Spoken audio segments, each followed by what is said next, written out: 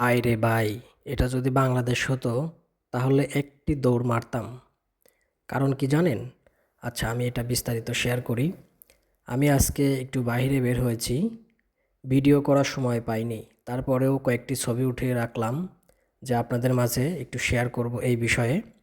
তো রোমানিয়ার বুকারেস্ট শহরে আশেপাশে কোনো গাড়ি বা যানবাহন নাই। তারপরেও দেখতে পারছেন দুই সাইডে, রাস্তার দুই পাশে মানুষ দাঁড়িয়ে আছে। কেন জানেন? কারণ তারা রোমানিয়ান যে রোডঘাটের যে শৃঙ্খলা বা আইন তারা ফলো করে রোড পারাপার হবে।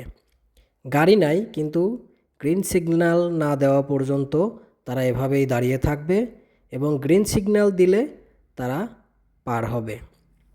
এই বিষয়টা আমার এত ভালো লাগছে, তো ভাবলাম এই রোমানিয়ান যে রাস্তাঘাটের আইন শৃঙ্খলা বা আইন, এটা আমি আপনাদের মাঝে তুলে ধরি। ভিডিওটি কেমন লাগলো অবশ্যই জানাবেন। ধন্যবাদ।